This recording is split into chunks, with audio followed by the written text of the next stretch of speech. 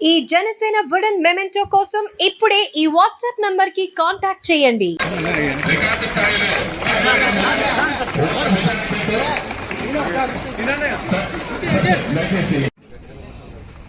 ఈ పురపాలక సంఘంలో 5 సంవత్సరాల క్రితం వెళ్ళి మళ్ళీ ఈ రోజు వచ్చే అవకాశం భగవంతుడు కల్పించాడు. మనల్ని కల్పించాలని కారణం ప్రజలకు సేవ చేయాలి, నిజాయితీగా ఉండాలన్నది ఈ పురపాలక సంఘంలో నేను ఉన్న 5 సంవత్సరాలు జరిగింది. ఈ రాబోయే 5 సంవత్సరాలు కూడా అదే జరగాలని నేను కోరుకుంటా ఉన్నా.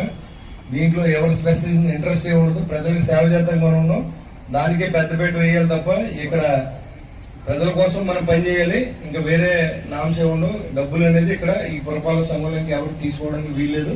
అది ఈ రోజు నుంచి ఇంప్లిమెంట్ అవుతుంది.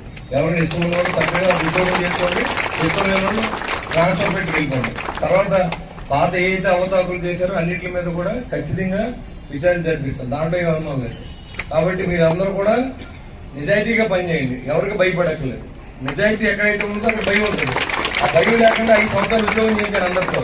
మళ్ళీ అలాంటి రోజులు రావాలనే నేను పురపాలక సంఘానికి వచ్చాను. కాబట్టి మీరందరూ కూడా ప్రజలకు విధేయులుగా ఉండండి. వచ్చిన ప్రజలు అంటే దేవుళ్ళే చూడాలి. వాళ్ళు మర్యాదగా ఉండడానికి మర్యాదగా ప్రవర్తించండి. వాళ్ళు వచ్చిన పని చేసి పెట్టండి. సామాన్యులు గౌరవించండి.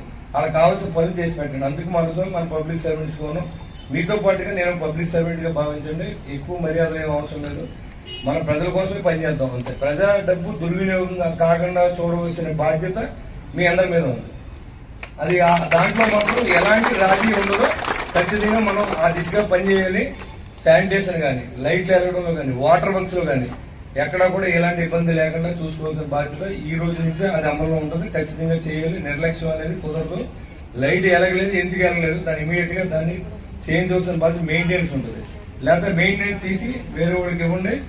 వేరే టెంపరీ ఎంప్లాయీస్ పెట్టారని చెప్పి మన జేఈ గారు చెప్పారు. ఆ విధంగా పెట్టి లైటింగ్ కరెక్ట్ చేయండి.